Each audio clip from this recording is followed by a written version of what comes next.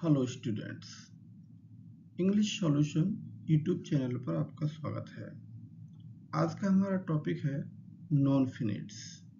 Non फिनिट्स के बारे में हम डिटेल से जानेंगे। नॉन फिनिट्स क्या होता है, कितने प्रकार का होता है।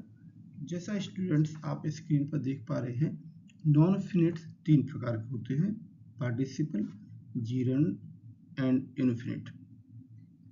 इससे पहले मैं नॉन फिनिट पर दो वीडियो बना चुका हूं, जिसमें मैंने पार्टिसिपल के बारे में और उसके बाद जीरंड इनफिनिट के बारे में भी मैंने डिटेल डिस्कशन किया है। आज के वीडियो में हम इनफिनिट के बारे में अच्छे से जानेंगे, जीरंड के बारे में जानेंगे और जानेंगे कि जीरंड क्या है, किस प्रकार से इस पर आधारित क्वेश्चंस विभिन्न प्रतियोगी परीक्षाओं में या फिर एकेडमिक परीक्षाओं में पूछे जाते हैं। तो वीडियो को अंत तक जरूर देखें। इससे पहले वीडियो को देखने के लिए आप चैनल को सब्सक्राइब करें और प्लेलिस्ट में जाकर के सारे वीडियोस देख सकते हैं। जैसा कि स्टूडेंट्स आप अपने स्क्रीन बोर्ड पर देख पा रहे हैं, नॉन फिनिट्स थ्री टाइप्स के होते हैं, जैसा कि मैं अभी पहले ही बता चुका हूं, जिनमें पार्टिसिपल, जीरंड और इनफिनिट, ये तीन प्रकार के हमारे नॉन फिनिट्स होते हैं। अब हम जानना चाहेंगे कि आज का हमारा जो टॉपिक है दैट इज जीरंड। तो जीरंड क्या है और कितने प्रकार से इसके बारे में हम सॉल्यूशन देखेंगे कि कितने प्रकार की समस्या हमारे सामने आ सकती हैं। तो स्क्रीन पर आप देख पा रहे हैं, जीरंड जानने के लिए हमें चार बिंदुओं को अच्छे से समझना होगा। Gerund is the form of verb. Gerund एक वर्ब की ही फॉर्म है। दूसरा, gerund is used as noun. Gerund का प्रयोग किसी सेंटेंस में नाउन की तरह किया जाता है। और हिंदी के मीनिंग में आप देखेंगे तो जीरंड में हिंदी के सेंटेंस में ना, नी, ने इस प्रकार के शब्द जरूर जुड़े होंगे। चौथा इंपॉर्टेंट पॉइंट हमारा है कि जीरंड बनाने के लिए हमें मेन वर्ब की फर्स्ट फॉर्म में आईएनजी लगानी होती है। मेन वर्ब की फर्स्ट फॉर्म में आईएनजी लगाने से जीरंड आपका बनता है। तो ये चार की पॉइंट्स हैं जिन्हें आपको अच्छे से समझना है। अब हम देखते हैं कि इनका यूज कैसे होता है एक सेंटेंस में। सो जैसा कि आप स्क्रीन बोर्ड पर देख पा रहे हैं, 5 प्रकार से हम एक सेंटेंस में जीरंड का यूज करते हैं। जैसा कि नंबर 1 देखें, जिसमें लिखा हुआ है कि इसे हम सब्जेक्ट के रूप में प्रयोग कर सकते हैं। सब्जेक्ट के रूप में प्रयोग करेंगे, इसका मतलब हुआ कि एक सेंटेंस में जीरंड को सब्जेक्ट भी बनाया जा सकता है। दूसरा, हम देखेंगे इसको ऑब्जेक्ट के रूप में भी यूज कर सकते हैं, अर्थात एक जीरंड को किसी सेंटेंस में ऑब्जेक्ट के रूप में यूज कर सकते हैं। तीसरा पॉइंट हमारा है जिसमें हमने जाना कि इसका प्रयोग हम प्रीपोजिशन के ऑब्जेक्ट के रूप में भी यूज कर सकते हैं। और चौथा नंबर है कंप्लीमेंट टू ए वर्ब, अर्थात किसी सेंटेंस में वर्ब का कंप्लीमेंट के रूप में भी जीरंड का प्रयोग किया जा सकता है। और last one that is as a noun in a position. This is very interesting one, अर्थात एक जीरंड को एक सेंटेंस में किसी नाउन का एपोजिशन के रूप में भी यूज कर सकते हैं। सो स्टूडेंट्स, इस तरीके से आपने देखा कि किसी सेंटेंस में जीरंड को हम 5 तरीके से यूज कर सकते हैं। अर्थात आपको ये सब पता होना चाहिए कि जीरंड क्या है, कैसे बनाते हैं और एक सेंटेंस में इनकी प्लेसिंग क्या क्या होती है, जिसे मैंने डिस्कस डिटेल से किया। अब कुछ एग्जाम्पल की हेल्प लेकर के हम इनको अच्छे से समझना चाहते हैं। आइए कुछ एग्जाम्पल को देख लेते हैं। ये कुछ एग्जाम्पल्स हैं जिन्हें आप स्क्रीन बोर्ड पर देख पा रहे हैं। पहला एग्जाम्पल, सुबह टहलना स्वास्थ्य के लिए लाभदायक होता है। यहाँ आपको समझना है कि टहलना जो कि एक वर्ब है, लेकिन अब इसको हम जीरंड की तरह यूज करेंगे क्योंकि इसके अंत में ना शब्द जुड़ा हुआ है। इसको आप देखेंगे, walking in the morning is useful to health. यहाँ वॉकिंग आपका जीरंड है, इसमें आईएनजी हमने लगाया है। अब इसका यूज इस सेंटेंस में इज में हेल्पिंग वर्ब से पहले हुआ है, अर्थात इसका यूज सब्जेक्ट टू वर्ब के रूप में किया गया है।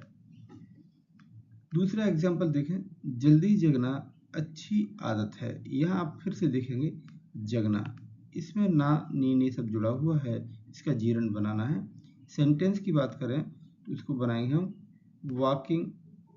Waking up early is good habit.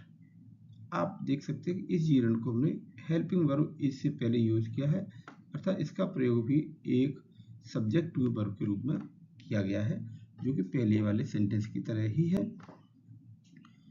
मैं अंग्रेजी सीखने का शौकीन हूँ। सीखने का शौकीन हूँ, तो आप देखेंगे सीखने में ने शब्द जुड़ा है, अर्थात इसका आपको जीरण के रूप में यूज करना है। सेंटेंस में कैसे यूज करेंगे, तो आप देख सकते हैं ट्रांसलेशन को, I am fond of learning English.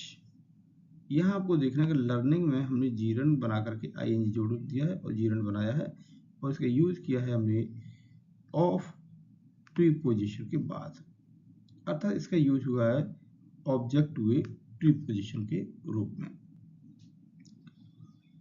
हमने ताजमहल देखने की योजना बनाई। यहाँ भी देख सकते हैं कि देखने, अर्थात इसका भी हमको जीरण बनाना है। इंग्लिश ट्रांसलेशन को देखें तो we have planned of visiting the Taj Mahal. तो ये जो विजिटिंग जो वर्ड है, दिस इज जीरण, और इसका यूज हुआ है ऑफ प्रीपोजिशन के बाद, अर्थात इसके लिए भी हम ये कह सकते हैं कि इसका यूज ऑब्जेक्ट टू प्रीपोजिशन के रूप में किया गया है। मेरा एक शिक्षक बनने का उद्देश्य बचपन से है। माई एम, तो यह हिंदी के सेंटेंस को समझें, बनने, राइट। सो स्टूडेंट हिंदी में बड़ा ध्यान देना है हमको, जहाँ ना नी नी सब जुड़े हैं तो ये पकड़ करना है कि इसका हमको जीरण में कन्वर्ट करना है। My aim of being a teacher, my aim of being a teacher is since my childhood. तो ये बीइंग है, दिस इज अगेन जीरण, और इसका यूज किया हमने एम के बाद, राइट। ऑब्जेक्ट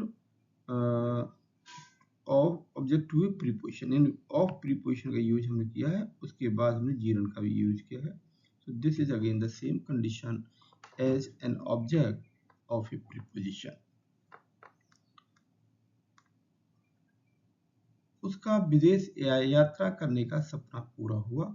सो आप देख सकते हैं इसकी ट्रांसलेशन को, हिंदी में देखें तो यात्रा करना, तो आप समझ जाएंगे कि इसका हमको जीरण बनाना है। लेकिन ट्रांसलेशन को देखें तो his dream of travelling abroad, तो ये जो जीरण है ये हमारा ड्रीम के बाद यूज हुआ है। ड्रीम अपने आप में एक नाउन है, तो इसका हम नाउन इन अ पोजिशन के रूप में भी यूज मान सकते हैं। नेक्स्ट सेंटेंस, उसका डॉक्टर बनने का सपना पूरा हुआ। तो डॉक्टर बनने का जो सपना है, तो इसको भी सेम तरीके से कर सकते हैं, his dream of being a doctor completed, right. तो ये जो जीरण है इसका प्रयोग हमने ड्रीम के बाद किया है, तो इसको हम नाउन इन अ पोजिशन के रूप में काउंट कर सकते हैं। अपने माता पिता का सम्मान करना हमारा कर्तव्य है। तो यहाँ देखें सम्मान करना, ये एक जीरण है, इसका यूज हमने किस तरीके से किया है, जैसे respecting our parents is our duty, तो दिस इज जीरण, और इसका यूज किया हमने हेल्पिंग वर्ब से पहले, इट मीन्स इसका सब्जेक्ट टू वर्ब के रूप में यूज किया है। बच्चों को कहानियां सुनना पसंद है। ये नेक्स्ट सेंटेंस है जिसमें सुनना हिंदी के सेंटेंस में लिखा हुआ सुनना, अर्थात सेंटेंस इस वर्ड के अंत में आया है, ना शब्द का प्रयोग किया गया है, यानी जीरण इसको बनाना है। तो चिल्ड्रन लाइक लिसनिंग स्टोरीज, तो स्टूडेंट्स, ये जो लिसनिंग है दिस इज जीरण, और इसका यूज हुआ है लाइक मेन वर्ब के बाद। Again you can say this is used as an object to a verb. So my dear students, आपने देखा कि जीरण का प्रयोग नाउन की तरह करते हैं, और इसका एक सेंटेंस में 5 तरीके से यूज किया जाता है, जैसा कि मैंने अभी डिटेल से डिस्कशन किया। आई होप वीडियो आपको यूजफुल लगा होगा। अगर आपको यूजफुल लगता है तो अपने फ्रेंड्स को भी जरूर बताएं ताकि उनको भी इसका लाभ मिल सके। इसी चैनल पर संपूर्ण ग्रामर कंप्लीट ग्रामर को मैं डिटेल से एनालिसिस करूंगा, जो कि सभी आगामी कॉम्पिटिटिव एग्जाम्स और एकेडमिक एग्जाम्स के लिए बहुत उपयोगी हो सकता है। चैनल पर पहली बार है तो जरूर सब्सक्राइब करें ताकि ऐसी वीडियोज आपको सबसे पहले मिलें। Stay motivated, keep learning. Thank you for watching.